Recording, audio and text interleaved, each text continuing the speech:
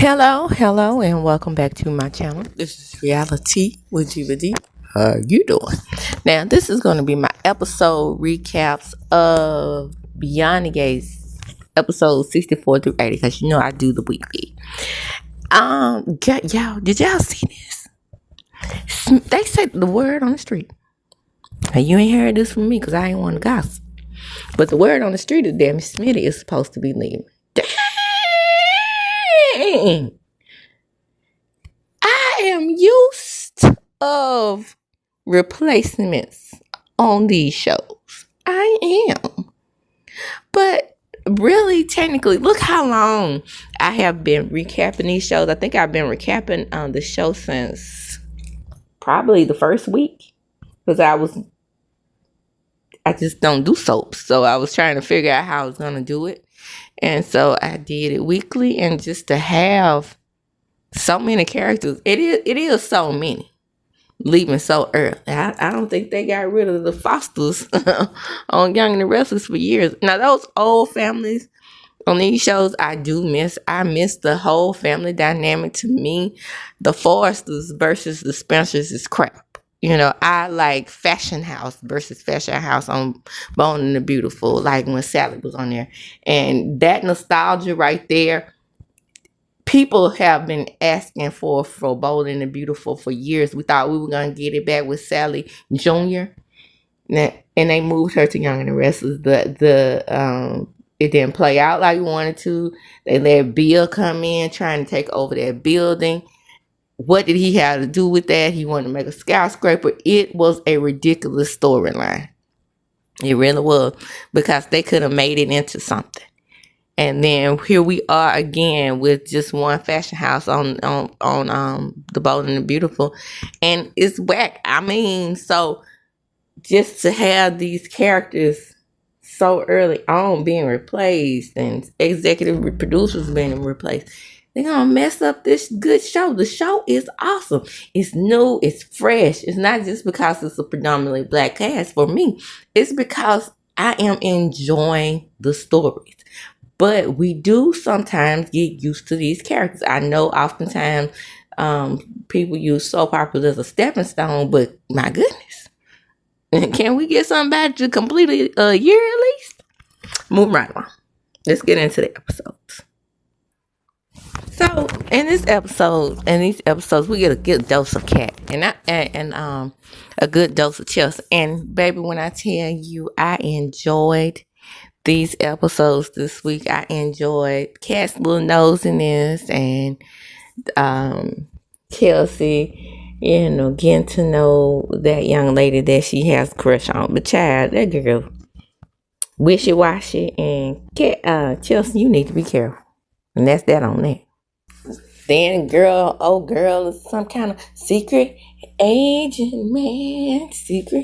It's just like, Chelsea, come on, girl. You just got to start thinking before you get involved with these people. But Chelsea, meeting these people and like she's not a rich girl, meeting these people in these damn seedy ass bars and stuff. Wrong road. Shout out to Portia. So right as they were finding brand new meaning in the conversation, she was getting to know her just a little bit better. The next thing I know, old girl got just up and walk away, because she get a call about who other than Bill. Y'all, Bill is having issues.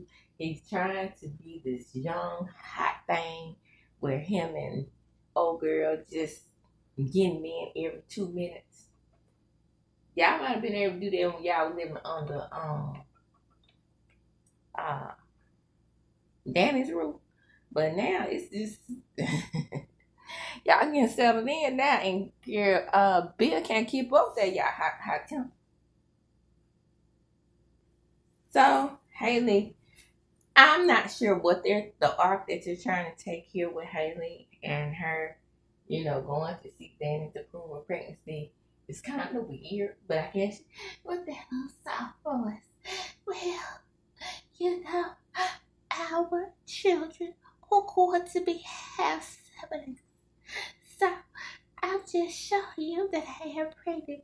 I got a pregnancy test. And then Daddy was like, well, if this test is legit, bitch, let's order one online and do the blood sample. Now, mind you,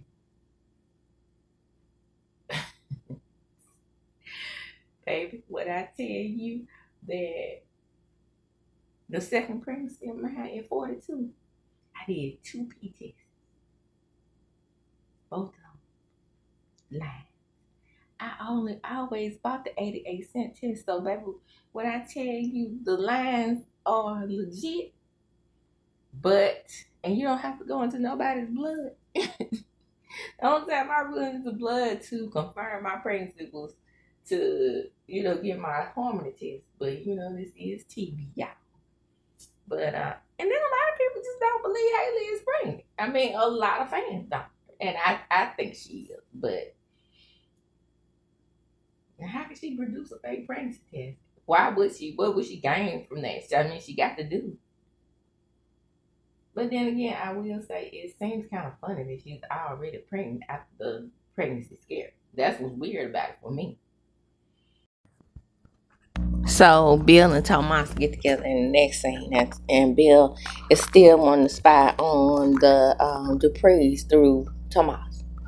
Ain't that some bullshit? Then he got him spying on the ladies that sued them. They're back at work. What do they need spying on for? I mean, the settlement is shook out how you wanted it to shake out. They came back to work. They got their little settlement. They're not bothering you. This is stupid. Now, Naomi is upset, and Hailey is upset, and they all come there together to confront Bill.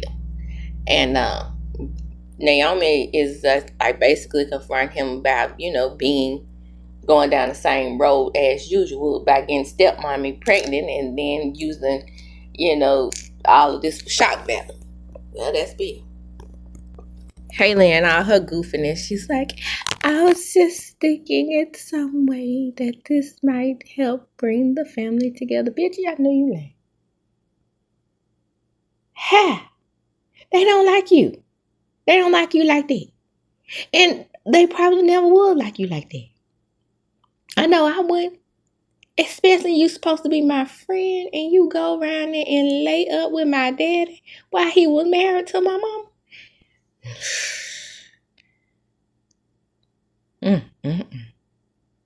Yeah, I know that you should blame the men more so. Because he probably was the one sneaking up in there, twirling around in that girl's bed, giving her all the sweet nothings that she wanted to hear. But the point is, she could have resisted. Could have went around there and told Danny what was going on, that the old Bill was fun with her. But she laid into the affair, and just generally speaking, unfortunately, it's gonna always be the woman who gets blamed. Even though Bill was the one who was married, Bill was the one who was old, Bill was the one who was in the authority type position because, not only that, but Naomi got her a job at the firm. Child. So many moving parts. Ain't it nice that you look back on it? So, during all this melee, Bill falls, in a way, kind of staggers or whatever. So they call an ambulance and he goes to the hospital and we find out he's having many strokes. Bill. It's all because of your stress levels. If you stay out of everybody's damn business, that's one thing. Your nose is fucked up. Want to know what everybody doing? If you stay out of everybody's business and try to stop pleasing that little young tail girl, then you'll be in good health. But anyway, he goes to the hospital and guess who's there taking care of him? The cardiologist. Dougie Doug. And they try to get him to stay for observation, but he don't want to stay, so they let him go. So now we're at the gambling casino. And now we have Vanessa. Boy, Vanessa is post-quarter, right? Shout out to Rock. And she's just feeling good about herself. And she done laid up with Joey. And those of the many men that she's been laying up with since this show came on. But come to find out, Joey is still using her. Even though I think he's really attracted to her. But that don't matter. He about to drop the bomb on her. He lets her know that Dougie Doug is on the hook for $250,000. And now it's time to put his plan in motion. He wants her business to filter money. Well, he's going to get what he wants because that's how Joey operates. Now, I don't know what Dougie Doug's friend is. I haven't seen him in a while. He probably about to get replaced too. Cause child, that's how they working over there. But the point is, my thing with Doug is, he didn't realize at no point that this dude was up here trying to, get money from him, let him have large sums of money to play off of and then lose. Because everybody talk about how wacky his damn poker skills are. Sometimes, ain't nobody on this show no damn Jennifer Tilly. Well, hey, shout out to the Real Housewives of Beverly Hills. Now, that's how I knew Jennifer Tilly a long time through her voice and, the way she talks and her movies. But I also knew she was an awesome poker player. I found that out through the years. And so, ain't nobody on here no Jennifer Tilly. Or Poker Face. Now, Poker Face, she knows how to read people at poker. So that's how she got in trouble in the first place. Just need to hear no doubt. My point is, Dougie Doug ain't none of these things.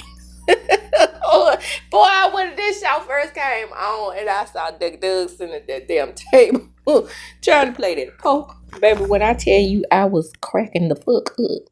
Now, we have Lauren. Lauren is out of the hospital, y'all. Congratulations, girl. But Lauren don't know how to figure out these power plays that Eva had set up. And so she really don't want to talk to Eva like that, but Eva knows what to do.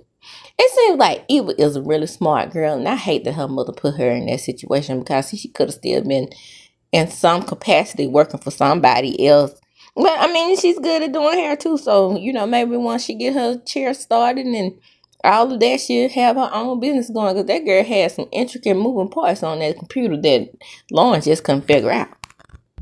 And what's really odd is that Leslie gets to walk around with her little sassafras attitude and act like everybody has done something to her, but she always has a smile on her face, but it's a very devious smile. And she can talk to Nicole and everybody else in town and just do what she want to do. But people are suspicious of her actions in regards to the accident or whatever. But it's just almost like she's just gonna get away with it. And it's like a setup for evil. I just have to say excuse me because I don't even know if that came up and y'all can hear that. They're trying to make it sound, but you know how it is with that acid reflux and whatnot. So I'm gonna go in there and say excuse me anyway. So Ted is there as well, and she's just like, okay, handle her. I'm out. And sometimes you have to go down to the gutter with folks too. You have to be like, bitch, you fuck my husband. Okay? Back up off me. You want him? You want her? Y'all do what y'all do. Leave me the fuck out of it. Then I would have walked out. So Jacob finally satiates Kat, right? He goes ahead and talks to Leslie, gets a search warrant and whatnot. And Leslie's up there, I'm going to sue for harassment. I'm going to get you guys and all this old type of foolishness.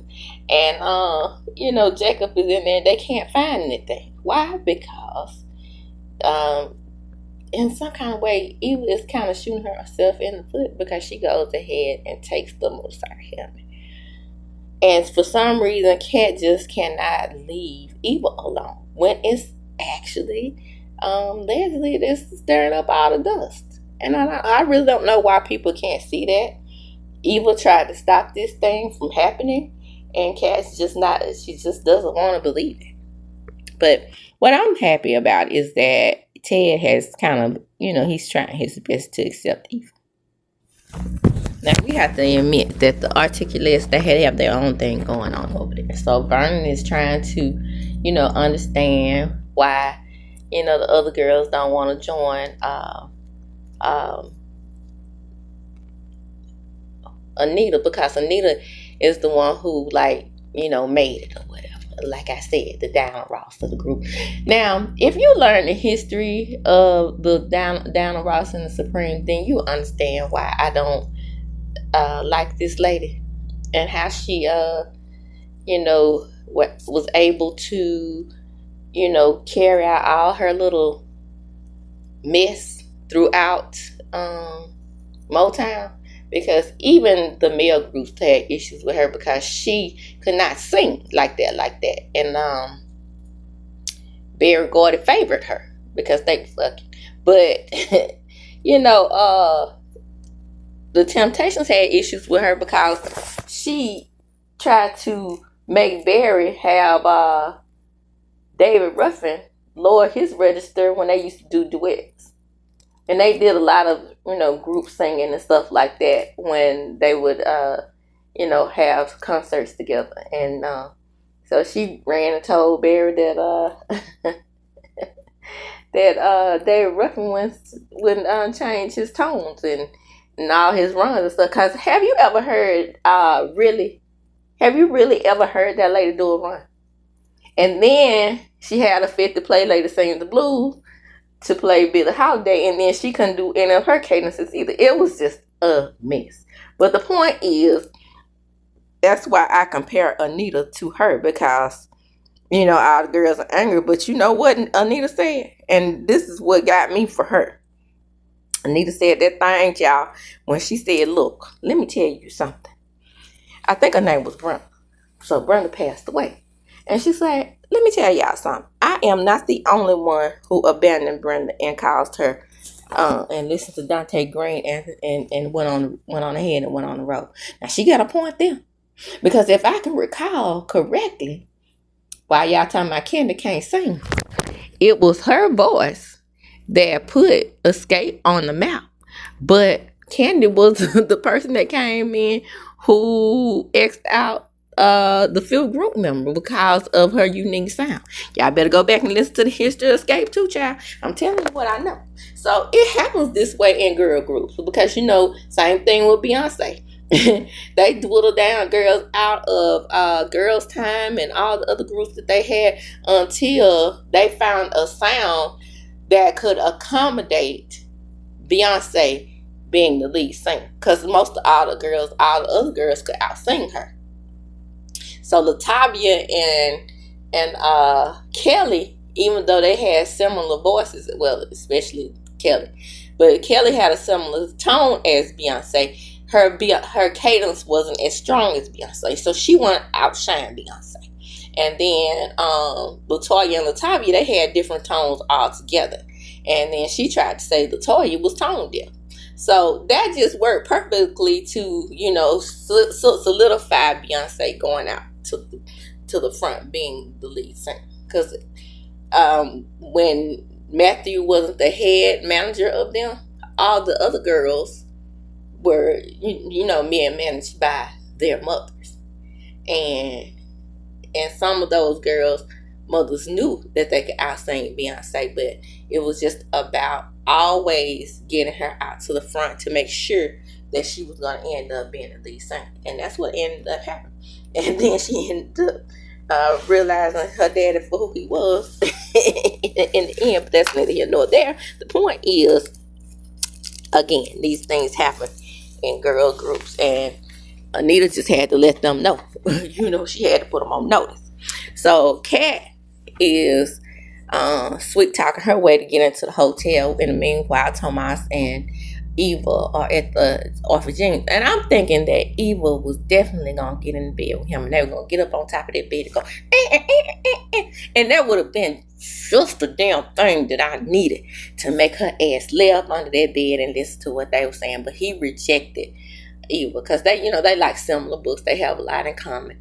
But he told her that he was very attracted to Kat and that she was the one for him. And she's under the bed just grinning and stuff like that.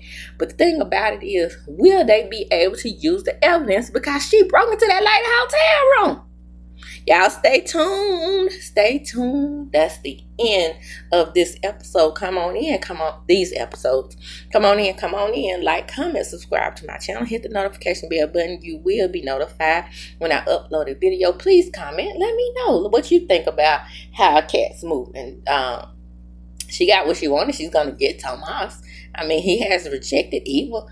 What do you think about my theories on these girl groups? Do you think that Sharon and Tracy, do you think they should still be angry with Anita, or should they go on the road and get this money? Get this money, honey. But let me tell you this little story one more time about the before I close, about the Supremes. Before Mary Wilson died, they had agreed to go on the road, but they had decided that they were going to pay Diana more than the rest of them. And Mary, they never did get to go back on the road because Mary ended up having a heart attack. But what's so sad about that is that they never did reunite like they had planned to, because they wanted to pay Diana Ross more. And Mary said, equal pay or no deal. And I'm so glad she did. And I'm so glad she stuck to her guns and didn't do what she did when they were the Supremes, because she was the Tracy of the group. And when you are the middleman and then you stick with it, you still could end up having those guilty feelings when one of the members passes away, like Florence Ballard did. So at this point, they're showing it like it's the girl that was left behind that wasn't ever in the group in the first place. So, I mean, those things happen as well. So, let me know what you think about the history of girl groups and how they fall apart and how they break apart and how somebody's pushed out to the front. And Anita was that person. Do you think it's fair to? Do you even think it's fair to Anita that they're blaming her for all of this, everything, and how it shook out? But anyway, like I said, comment and subscribe, like my channel, and go ahead and share the video. Why? Because sharing is caring. And as I do when I close, I'm gonna chuck them up. Deuces.